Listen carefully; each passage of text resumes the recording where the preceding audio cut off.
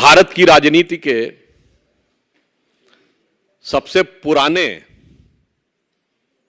पंडित जी के खानदान के 53 वर्षीय युवा यानी सतत युवा राहुल गांधी जी आदतन फितरतन भारत के बारे में, भारतीय समाज के बारे में, राष्ट्रीय स्वयंसेवक संघ के बारे में और इन सब से बढ़कर बात की बात में चीन के बारे में आधारहीन और अनर्गल बयान देने के आदी हो गए हैं।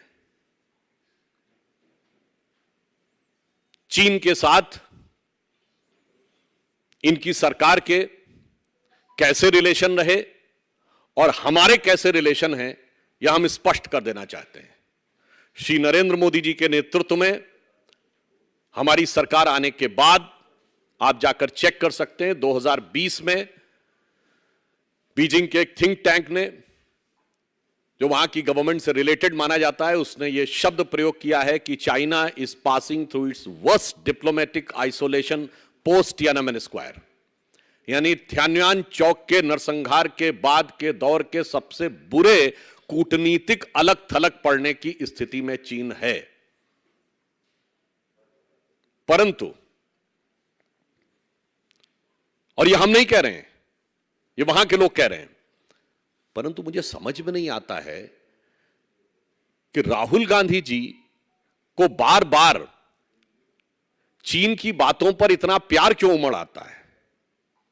ये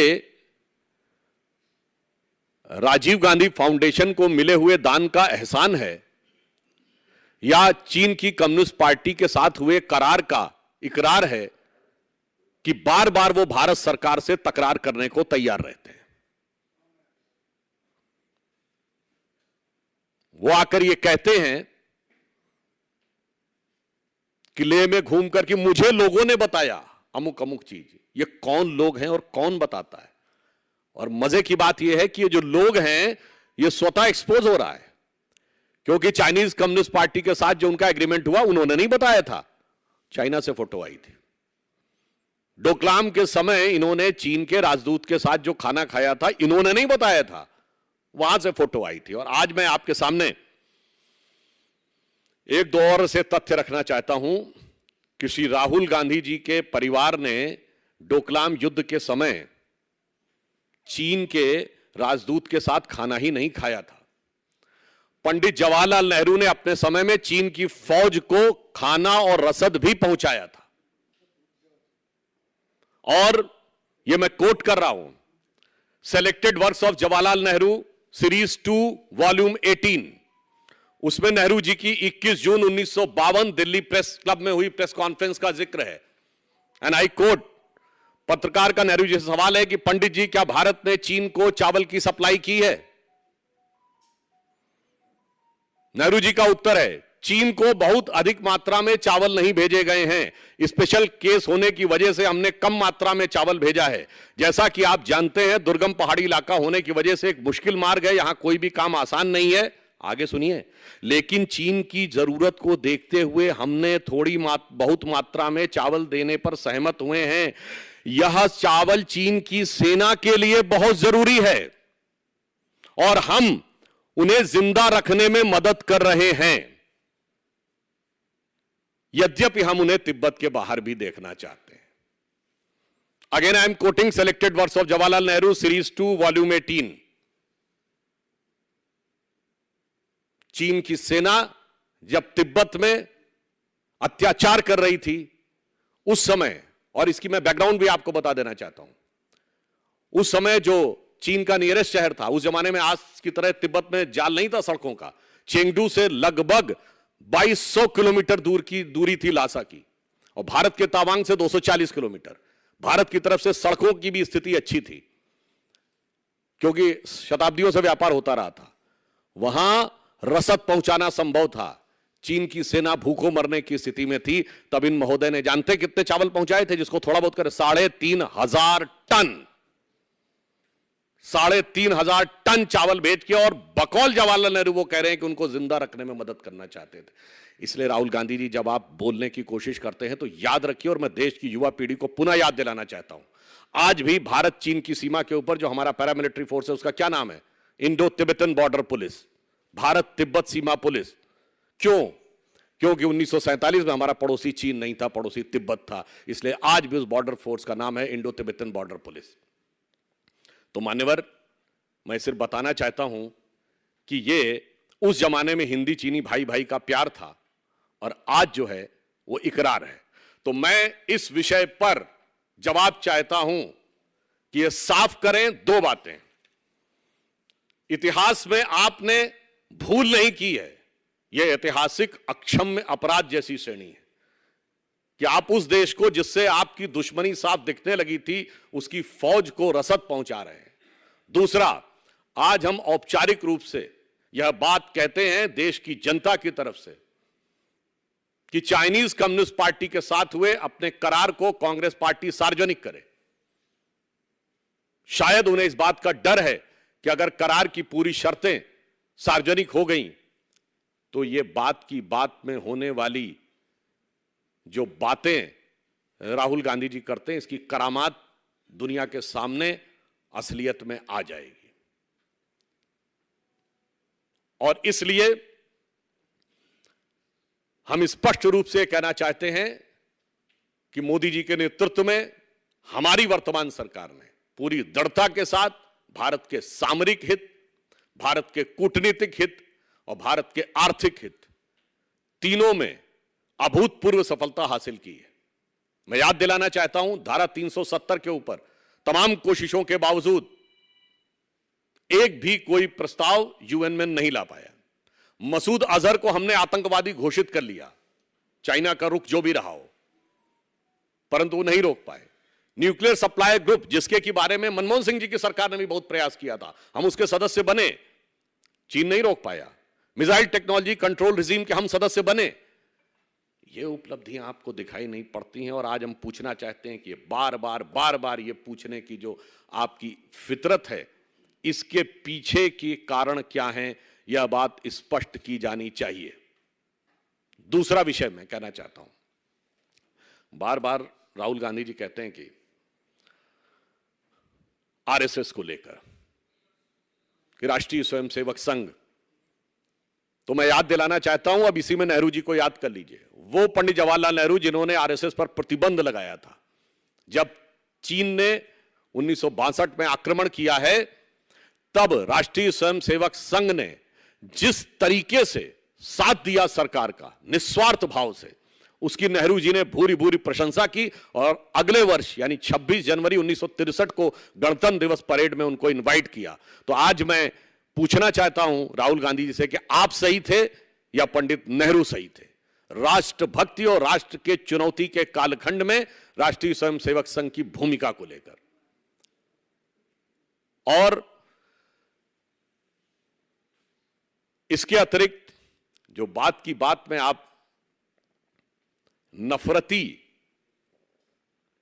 बयान आपके यहां से आते हैं, उसके बारे में आप क्या प्रतिक्रिया करते हैं?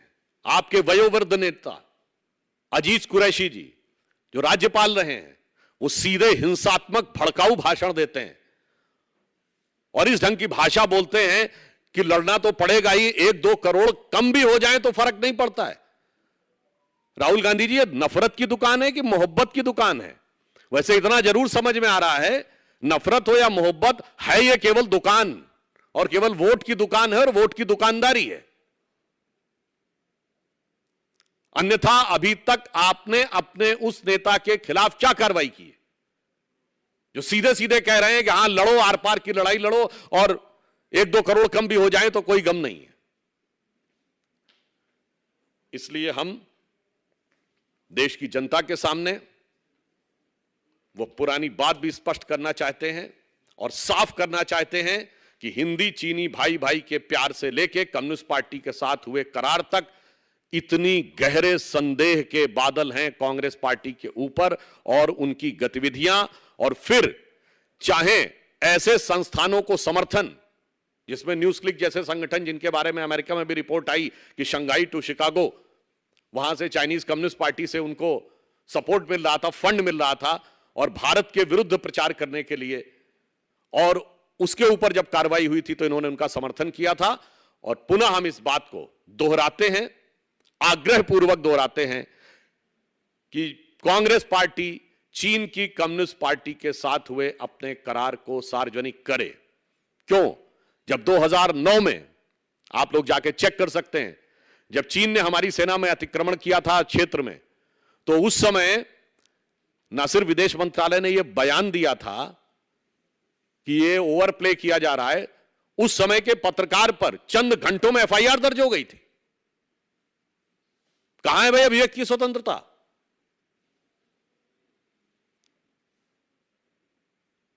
तो अंत में मैं सिर्फ यह अनुरोध करना चाहता हूं कि आप सभी पत्रकार और देश की जनता, आज के सूचना क्रांति के युग में जब सारी सूचनाएं सार्वजनिक रूप से सहज उपलब्ध हो गई हैं, उन चीजों को देखे, दूध का दूध, पानी का पानी हो जाएगा। और कांग्रेस पार्टी की जो ये फितरत है, जो परोक्ष रूप से निरंतर हमेशा विपक्ष में रहते हुए देश को कमजोर करने की जुगत में लगे रहते हैं, मैं याद दिलाना चाहता हूं 4 उदाहरण आपको। 62 का मैंने उदाहरण दिया, संघ ने कैसे चीन के युद्ध के समय समर्थन किया।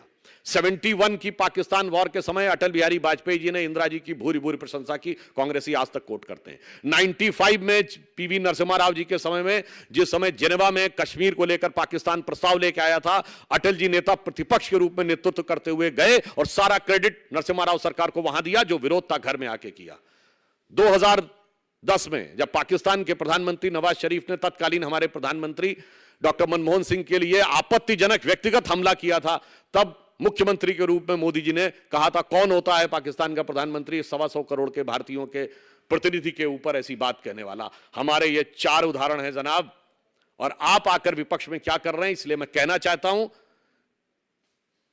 कि एक जमाने में कांग्रेस कहती थी सरकार चलाना उन्हीं को आता है, अब जनता ने दिखा दिया कि सरकार चलाना किसे आता है। पर मैं कहना चाहता हूं, विपक्ष के रूप में गंभीर भूमिका निभाना उन्हें नहीं आता है। हम लंबे समय तक विपक्ष में रहे हैं, जिम्मेदार गंभीर विपक्ष की भूमिका निभाई है, और कम से कम राष्ट्रीय मुद्दों के ऊपर उनको भारतीय जनता पार्टी से सीखने का प्रयास करना चाहिए और इस प्रकार की अनर्गल बातें कहने से बचना चाहिए। धन्यवाद।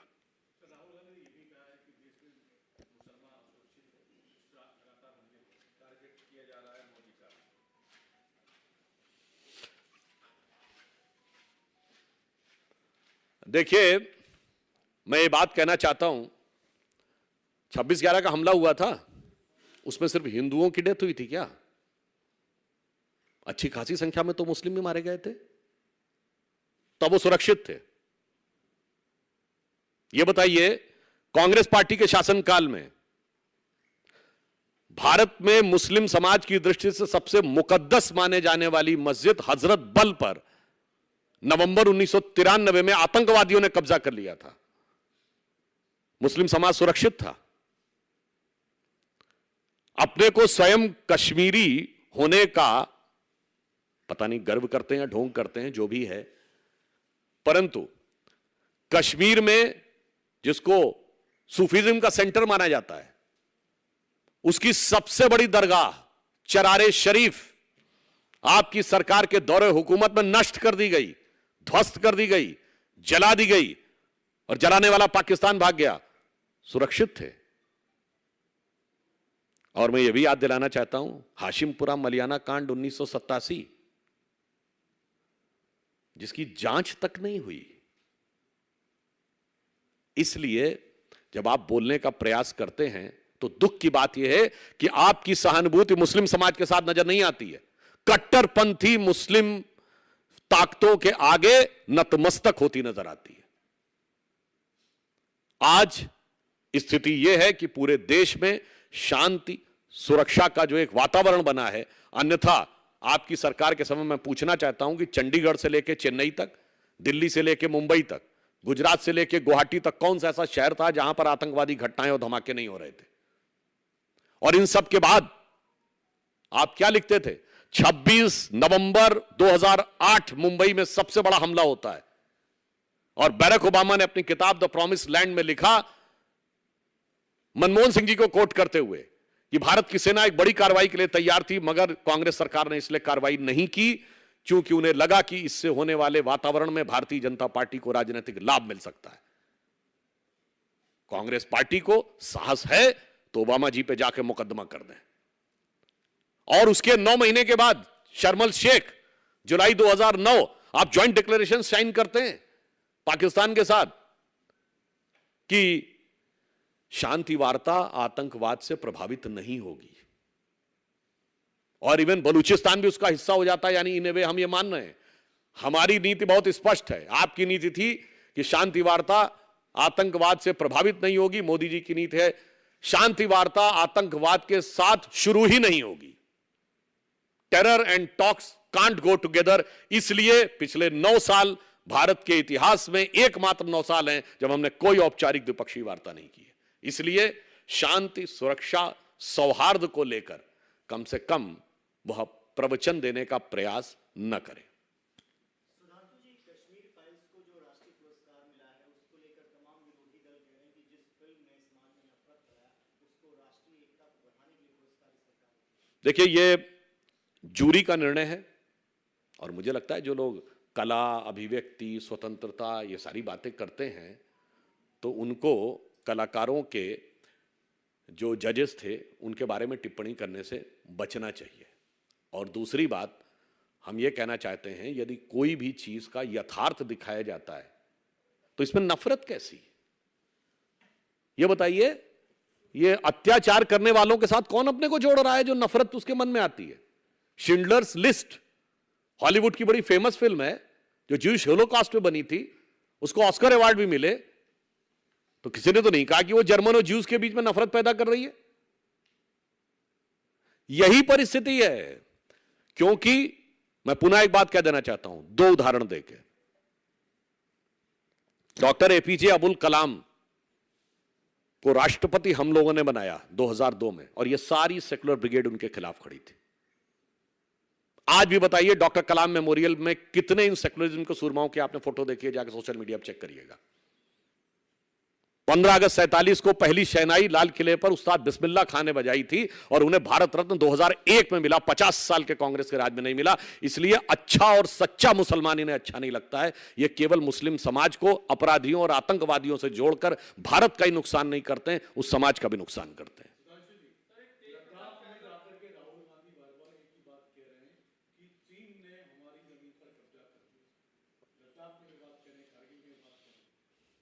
देखिए, जो वो कह रहे हैं वो सही है। चीन ने 39,000 किलोमीटर पे कब्जा कर रखा है और 60 वर्षों से अधिक से कब्जा कर रखा है, और वो धीरे धीरे नहीं बल्कि 60 नहीं। मैं आपको ये भी एक फैक्ट बता दूं, जाके चेक कर लीजिएगा। 6 जून 1957 चाइना का अखबार लिखता है कि उन्होंने सिकियांग प्रोविंस से लेकर सड़क बना ली है अक्साई चीन तक। फिर 3 फरवरी 1958 भारत का विदेश मंत्रालय उस समय देखता था इसको, विदेश सचिव पत्र लिखता है नेहरू जी को कि हां ये वेरीफाइड है कि सड़क बना ली हमारे इलाके में। 4 फरवरी 1958 नेहरू जी जवाब देते हैं, इसका एमिकेबल सॉल्यूशन निकालेंगे, इनफॉर्मल चैनल से बात करेंगे। तो ये कब्जा उस जमाने में कर लिया था। मैं 62 की बात नहीं कर रहा हूं, 62 से 4 साढ़े 4 साल पहले। उसके बाद 58 में आप चीन को संयुक्त राष्ट्र संघ में लाने की वकालत करते हैं। फिर मार्च 59 में आप दलाई लामा जी को भारत में शरण देते हैं, और अप्रैल 1960 में माओ का भव्य स्वागत होता है, और 5 दिन वो दिल्ली में रहते हैं। और दिसंबर 1960 में भी नेहरू जी ने चाइना की परमानेंट सीट के लिए वकालत की, जबकि आपके विदेश सचिव ने अपनी रिपोर्ट में लिख दिया कि कब्जा कर लिया है।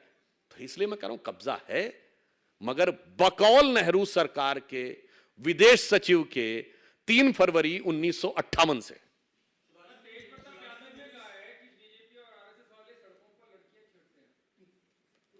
मुझे लगता है कि वो बिहार में जिस तरीके की स्थिति है और उनके गठबंधन की जो स्थिति है, तो हो सकता है इस कारण से असंतुलित होकर कोई ऐसा बयान दे दिया हो। तो इसलिए मुझे लगता है उनकी बात को जब उनकी सरकार गंभीरता से नहीं लेती है, तो आप लोगों को भी बहुत गंभीरता से लेने की आवश्यकता नहीं है।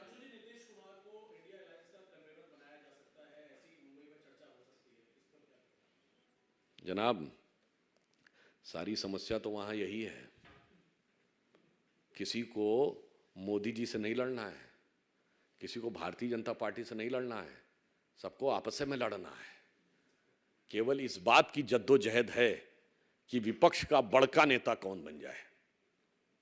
भारत का नेता तो बनने की कोई समस्या नहीं है, इसलिए ये पहले तो तथाकथित INDA अलायंस का अंदरूनी मामला है, और वैसे बेंगलुरु में प्रेस कॉन्फ्रेंस अटेंड किए बगैर चले आए थे, और जब वो दिल्ली आए तो अटल जी की समाधि पर श्रद्धा सुमन अर्पित करके चले गए, और दिल्ली में बैठे हुए INDIA के नेता कारवां गुजर गया गुबार देखते रहे और नीतीश कुमार जी का इंतज़ार देखते रहे। तो इसलिए ये उनका अंदरूनी मामला है, वो लोग अपने हिसाब से तय करेंगे, मगर ये सब कुछ है जद्दोजहद केवल विपक्ष में एक दूसरे को काटकर अपना कद बड़ा करने की।